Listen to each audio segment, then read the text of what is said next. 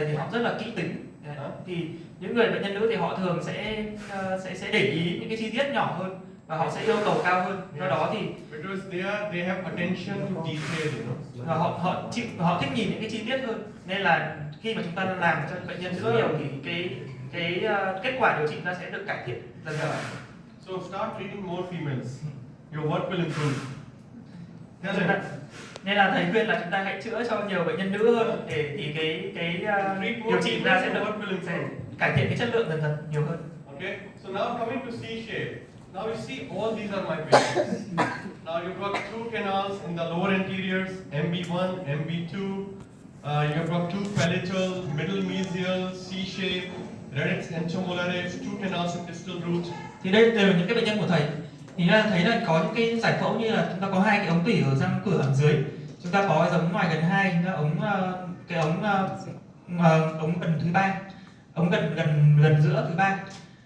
Rồi là chúng ta có những cái răng, những cái ống phụ ở những cái răng hàm lớn nằm dưới. Okay. Now I want to show you something. Remember, all of you, how many of you find anterior teeth easy? Thì các bạn hãy trả lời tôi là ở đây thì các anh chị có ai thấy là cái chữa những cái răng cửa thì nó dễ hơn? Raise your hand. The anterior teeth are easy. Tell me. Ai nghĩ là chữa cái răng cửa là dễ thì giơ tay ạ. Yeah. Anterior teeth are easy for you. Thì chữa cái răng cửa thì có dễ dàng không? Yeah. I will tell you. Remember these few points whenever you treat anterior teeth. Thì các bạn hãy cần lưu ý một số những cái vấn đề sau đây khi chúng ta tiến hành chữa những cái răng cửa. The maxillary central incisor will have larger canals, not only in the mesiodistal dimension, also buccolingually. Với cái răng cửa giữa hàm trên thì chúng ta sẽ có một cái ống tủy rất là rộng. Nó không chỉ là theo chiều ngoài trong mà còn cả chiều gần xa. Mandibular incisor will have 30 to 40% of the chances two canals. Mandibular incisors. Răng cửa hàm dưới, răng cửa trước hàm dưới chúng ta sẽ có khoảng 2-30% là chúng ta sẽ có hai ống tủy. Maxillary lateral incisor, almost 50% of the time will have apical curvature. Với cái răng cửa bên hàm trên chúng ta sẽ có khoảng 30% những cái trường hợp là có những cái chân, cái ống nó cong về ở phía chóp. And mandibular canals, mandibular and maxillary canines will be very long. Và với những cái răng nanh ở hàm trên và hàm dưới thì nó sẽ có cái chiều dài rất là dài. So you see here, these are all maxillary incisors. You see, they are buccolingually and mesodistally very wide. Những cái răng cửa trước hàm trên thì chúng ta sẽ thấy là cái cửa giữa hàm trên nó sẽ có cái ống tủy rất là to. All these big lesions can heal. Và ở đây thì chúng ta thấy là cái tổn thương thì sau đó nó đã lành thương. See in the retreatment case also you can see because wider canals. Ngoài ra chúng ta cũng thấy là cái ống tủy nó rất là rộng. Okay. You see this is the apical curvature of the lateral incisor. Ta thấy cái độ cong của cái ống tủy ở cái răng cửa bên hàm trên. This is a very long canine, almost 36 mm. Và ở đây là cái răng nanh thì nó có cái chiều dài rất là dài, lên tới 36 mm. Chúng ta không có những cái file để đủ dài đâu. And this is lower canines. Lower canines having two canals and two roots. Và ngoài ra thì cái răng nanh ở hàm dưới thì nó có hai ống tủy. Okay, so you always expect the unexpected. Thì nên là chúng ta sẽ phải lưu ý những cái vấn đề này để chúng ta không bị bất ngờ khi chúng ta tiến hành điều trị những cái răng đó. Okay. Now coming to premolars. Now you tell me in all these premolars, what is one thing which is common?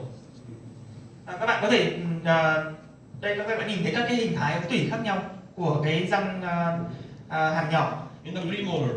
Ở đây thấy là cái hình thể nào là phổ biến ạ? See, she's yawning. You know, she's yawning. Look at her. She literally looks boring. Có bác sĩ nào nói vừa mới ngáp. Bị thấy phát hiện. So one thing which is common here is isthmus. Okay, isthmus. I will tell you why. Thì có một cái giải phẫu chúng ta hay thường gặp ở những cái răng hàm nhỏ này, đó là những cái isthmus, đó là những cái rãnh nối. You see, this is a retreatment I have to do. I remove the filling. When I place my first file, my file tells me there is an apical curvature which cannot be seen in the radiograph as such. Thì trong trường hợp này tôi có một cái điều trị lại cái ca này, thì tôi có lấy bỏ những cái file gãy và sau khi thăm cái ống tủy tôi thấy có một cái vùng cong ở cái vùng chóp răng như thế này, người ta không thấy trên lâm sàng, không thấy trên X quang. Yeah, so whenever you place your initial file, observe the file. Và ngay khi mà các bạn thấy sử dụng cái file đầu tiên để thăm dò ống tủy, chúng ta hãy nhớ là quan sát cái file để chúng ta sẽ biết được cái hình thái của cái ống tủy như thế nào. And I finished the observation, but I want to show you, this is before, and this is something what we need to clean up, which was not done. It's a must.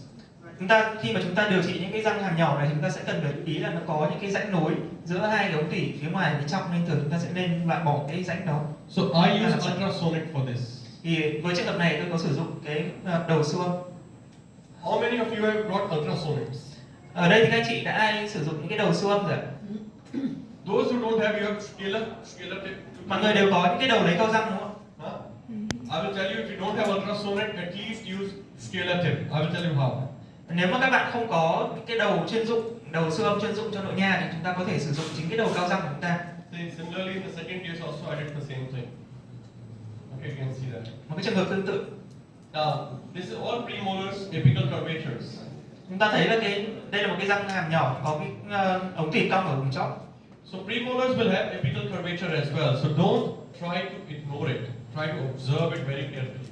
Và ta biết là những cái răng hàm nhỏ này nó có cái phần cong ở ống tủy cũng rất là nên là khi mà chúng ta điều trị chúng ta cố gắng giữ được cái độ cong nguyên bản của cái ống tủy đó.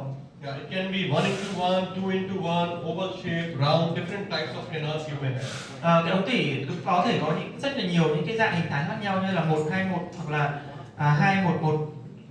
Thì nên chúng ta sẽ cần, hoặc là những cái dạng ống tủy lớn, ống tủy một ống tủy. Yeah. So these are some variations in the premolars which I'm showing you. Chúng ta thấy là các cái hình thái này nó sẽ có những hình thái ống tủy khác nhau. And in the lower premolars, you see maximum number of cases you will have 1 into 2 canals. Và với những cái răng những cái răng hàm nhỏ hàm dưới ấy, thì trong khoảng hơn 50% các trường hợp ta sẽ thấy là nó sẽ có hai cái ống tủy. And if you see the curvature, you look at the curvature in the lower premolar as well. It's like a snake. Nếu các bạn nhìn thấy cái độ cong của cái ống tủy ở cái răng hàm nhỏ ở dưới, ta thấy là nó giống như là con rắn, nó cong giống con rắn. So if you look at this, someone asked me MB2. Who asked me MB2? Lúc nãy thì có bác sĩ nào vừa mới hỏi thầy về cái ống tủy ngoài gần 2. MB2. So most of the time, I will tell you, MB2s are present. You see here, just parallel to MB1. Và trong hầu hết các trường hợp thì chúng ta sẽ đều thấy có cái sự xuất hiện của ống tủy ngoài gần 2 này. Okay. It will have a sharp curvature. Và cái ống tủy ngoài gần 2 này nó sẽ có một cái độ cong rất là gắt. Okay. Now I will tell you what to do. So basically, I will tell you certain tips. Thì tôi sẽ chia sẻ cho các bạn một số những cái mẹo để chúng ta tìm cái ống tủy ngoài gần 2 này. Okay. Normally what happens is, when you place your file in MB1, your file goes all the way into the apical curve. Khi mà chúng ta thăm dò cái ống tủy ngoài gần 1 này, chúng ta đặt cái file vào ống tủy ngoài gần 1 thì thường là cái ống tủy thì nó rất là dễ để nó đi hết chiều dài, cái file nó rất là dễ dàng đi xuống đến 1/3 chóp.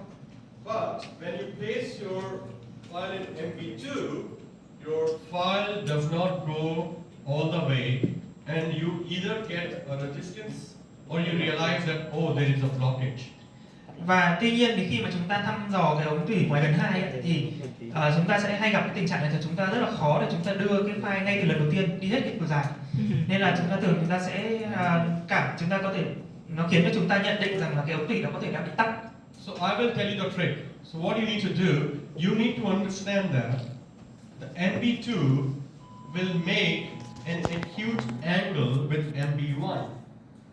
Thì thường thì cái điều mà chúng ta cần biết ấy, nghĩa là cái ống tủy ngoài gần 2 thì thường nó sẽ có cái độ cong rất là gắt và nó sẽ hướng về cái phía cái ống ngoài gần 1 và nó nhập vào cái ống ngoài gần 1.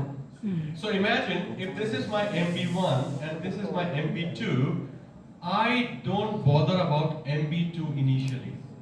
Nên là khi mà chúng ta biết là có hai cái ống tủy, đây là ống tủy ngoài gần 1 là màu vàng, ống tủy ngoài gần 2 là màu xám, thì thường là ban đầu chúng ta không quan tâm đến cái ống tủy ngoài gần 2 bộ. So what I do is I will shape my MB1 well, I will clean my MB1 well, and I will place my GP into MB1. Và cái việc mà tôi sẽ làm đó là tôi sẽ tạo hình là làm sạch cái ống tủy ngoài gần 1 trước, và sau đó tôi đặt cái cây bút ta vào cái ống tủy ngoài gần 1. Then I will take my file and I will place my file into MB2 and let it go until it goes without any resistance. Và tôi sẽ tiến hành là tôi sẽ sử dụng một cái cây phay nhỏ, tôi sẽ đi thăm dò cái ống ngoài gần 2 cho tới khi mà tôi gặp cái điểm cản trở. So what happens is when you have placed your file into MB2 after preparing the canal of MB1, you will realize that this GP will have some indentation. That means this GP is going all the way until there, but my MB2 is meeting until here, and this is the working length for MB2. Not because if you force more, either it will pass through here, or you will have to give a sharp bend and it will fracture. So normally what we do, what I like to do, I will prepare my MB1 well, I will place my GP into MB1, then I will place my file into MB2. If my file is touching the GP here, my GP will have indentation there, and that means my length for the MB2 is from here and until here, not from here until there. Thì khi mà chúng ta tạo hình cái ống tủy ngoài gần 1 rồi, chúng ta đặt cái bút ta vào cái ống tủy ngoài gần 1 và chúng ta tiến hành thăm dò cái ống tủy ngoài gần 2. Thì nếu mà trường hợp mà hai cái ống tủy nó chậm là 1, giống như cái hình của chúng ta, thì chúng ta sẽ thấy là trên cái cây bút ta khi chúng ta rút ra ấy, chúng ta sẽ thấy nó có một cái điểm giống như là cái file nó đâm vào cái cây bút ta, nó sẽ có một cái dấu như vậy. Thì chúng ta biết là cái file nó đang ống tủy nó chậm là 1. Thì khi đó thì chúng ta cái chiều dài làm việc của chúng ta với ống ngoài gần 2 thì nó chỉ giới hạn tới cái vị trí mà chạm đến cái cây bút ta thôi, và chúng ta không cần phải tiếp tục chúng ta tạo hình, cố gắng tạo hình đến tận chóp, bởi vì khi đó thì cái độ cong gắt của cái ống tủy nó sẽ khiến cho chúng ta có thể dễ gây gãy file, hoặc là khi chúng ta cố, nếu mà chúng ta không đẩy cái file, chúng ta cố chúng ta đi cái file thẳng theo hướng nó có thể gây lạc đường, nó đâm thủng cái thành của cái chân răng đó. Thì khi đó thì chúng ta chỉ giới hạn cái chiều dài làm việc của chúng ta ở cái vị trí mà hai cái ống tủy nó chậm với nhau thôi.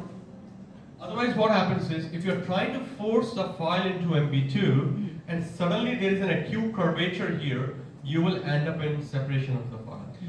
Và nếu các bạn với cái độ cong gắt này, chúng ta cố tình chúng ta xoay ấn cái file vào cái độ cong gắt đó thì có thể nó sẽ gây gãy file.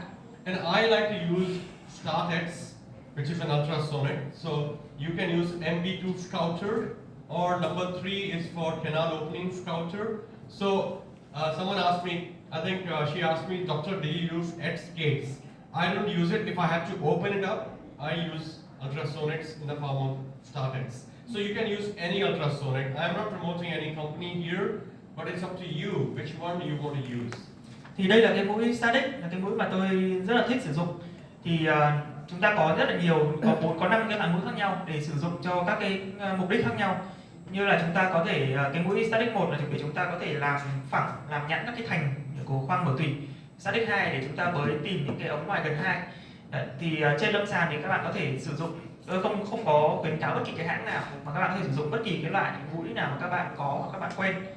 Và lúc nãy thì có bác sĩ hỏi tôi về cái việc mà tôi có giới thiệu cái mũi X-Gate, thì thực ra là bình thường thì tôi không có sử dụng cái mũi gate đó, mà tôi sẽ sử dụng cái đầu siêu âm như thế này. So this is number 2. If you remember, I showed you. Number 2 is for the MB2 canal Scouter. So what we do is, number 2 we use like this. Thì đây là cái mũi StartX 2. Chúng ta sẽ dùng nó trên lâm sàng như thế nào? So here is MB2. We just remove the superficial dentine by brushing motion. Chúng ta sẽ dùng cái động tác trải. We don't go in. We just superficially lateral motion we use. Chúng ta chỉ dùng cái động tác là trải sang bên thôi, tức là chúng ta không có đâm thẳng từ trên xuống. And we remove the superficial dentine. It is on the microscope. That is why it looks we are removing so much of dentine. Và cái việc mà chúng ta sử dụng cái kính hiển vi giúp chúng ta là tránh chúng ta loại bỏ quá là nhiều cái phần ngà ở phía trên, cái ngà che phủ ở phía trên. But in case if you don't have ultrasonics, as I mentioned to you, okay, if you are really poor, you don't have gadgets. Nếu mà trường hợp mà chúng ta không có điều kiện để chúng ta mua những cái mũi siêu âm như thế này, thì cái mũi StartX như thế này thì chúng ta có thể dùng chính cái đầu cao răng. You see, this is my MB1 and this is like comma shape. Can you see that? So there is a possibility of MB2 here. So what do? I will use ultrasonic scaler without water spray. Thì ở đây thì khi mà chúng ta nhìn thấy cái giải phẫu, chúng ta thấy có 3 cái ống tủy.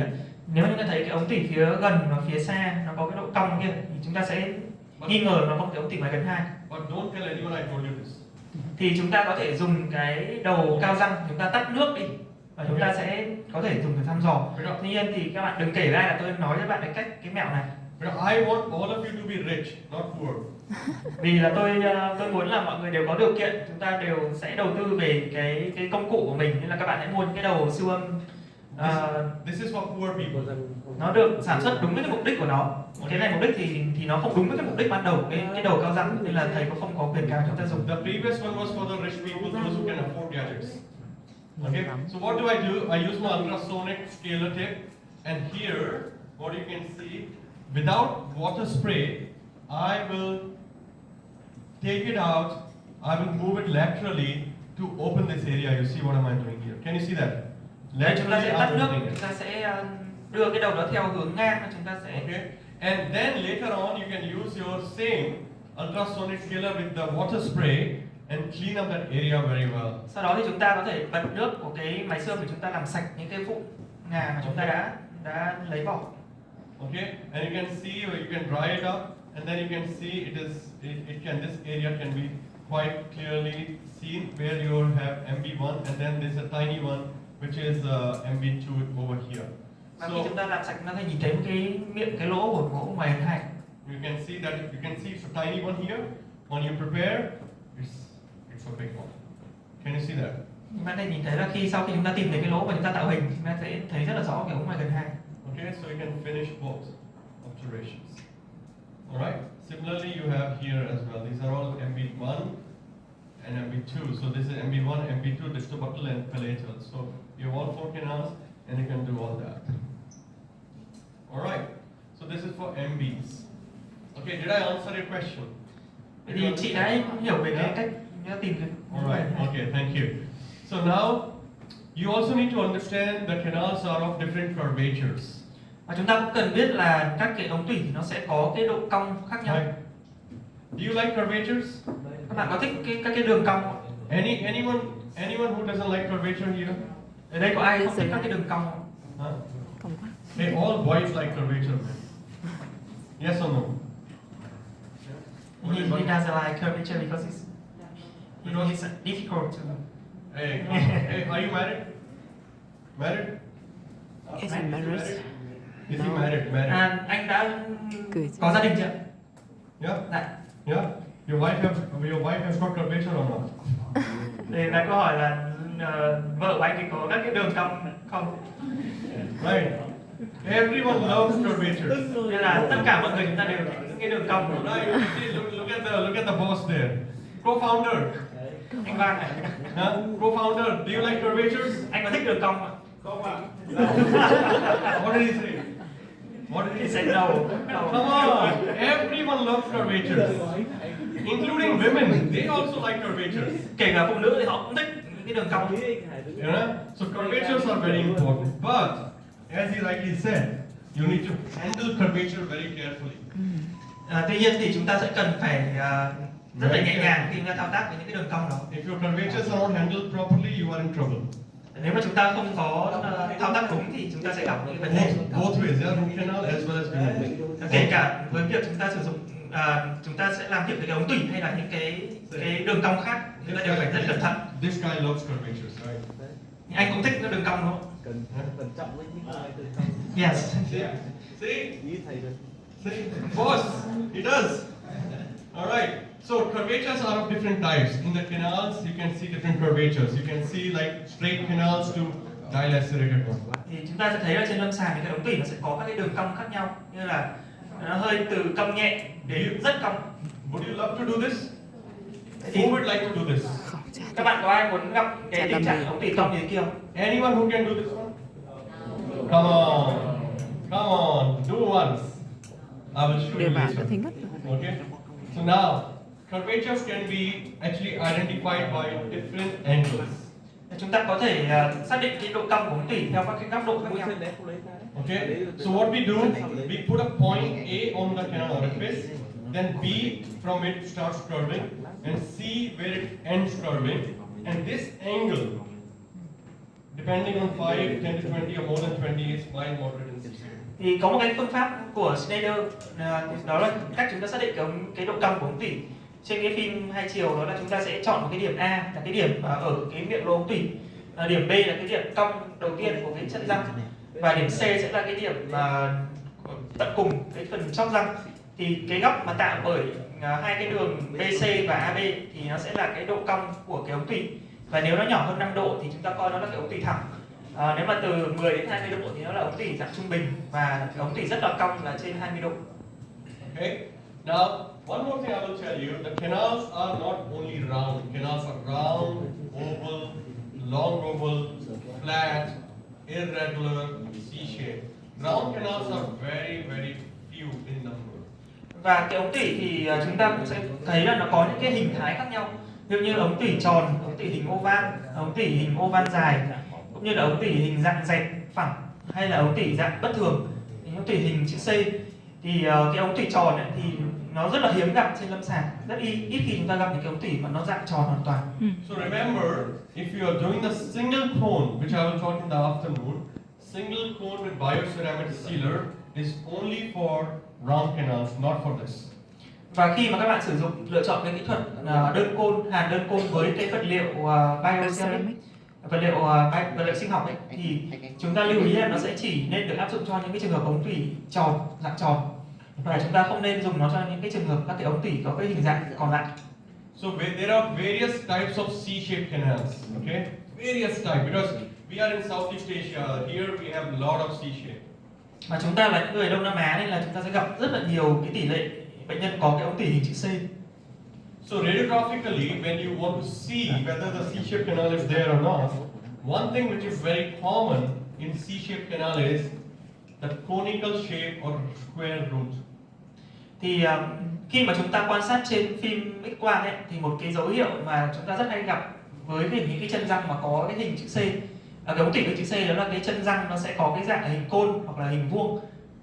Okay, so you can see here, like this one. So you see, it's a conical shape root. You see here. Đó, thì những cái chân răng phụ như này thì chúng ta sẽ nghi ngờ nó có thể nó có những cái ống tủy hình chữ C. And clinically, you can have C-shape of different types. Và trên lâm sàng ta có thể thấy cái ống tủy hình chữ C dưới cái dạng khác nhau. Okay, so C-shape, I can actually talk about C-shape individual lecture only, but I'm not going in detail of C-shape today. But I want to tell you some things about C-shape. There are different types of C-shape, like C1, C2, C3A, C3B, and C4. Thì nếu mà để mà nói về cái ống tủy hình chữ C này thì có thể chúng ta mất cả một cái buổi riêng chỉ nói về ống tủy hình chữ C thôi, nên là ngày hôm nay nó sẽ chỉ nói rất là ngắn gọn về những cái giải phẫu những cái ống tủy chữ C này. Thì có những cái phân loại như là C1, C2, C3A, C3B và C4. Now, you will also have radix entomolaris, where you have got three-rooted mandibular molar. Thì chúng ta hay gặp cái tình trạng có những cái chân răng phụ ở những cái răng hàm lớn, hàm dưới, thì nó có thể là radix entomolaris hoặc là radix paramolaris, nghĩa là chúng ta có cái chân răng phụ ở phía ngoài ra phía trong. And how do you see radiographically? Either you can see there's an increased wider mesial root, or sometimes you can see separately, which you can see here, or sometimes you can see very irregular outline, what you see here. Thì để chúng ta nhận định những cái đặc điểm đó trên lâm sàng ấy, với những cái trường hợp mà chúng ta có những cái chân răng phụ thì chúng ta có thể có những dấu hiệu như là cái chân răng đấy nó rộng hơn, nó tăng cái độ rộng của cái chân răng, hoặc là chúng ta sẽ nhìn thấy là có những cái chân răng nó tách biệt hẳn, chúng ta nhìn thấy rõ ràng cái chân răng đó, hay là nó có những cái vùng mà giới hạn lại của cái chân răng ở trên X-quang.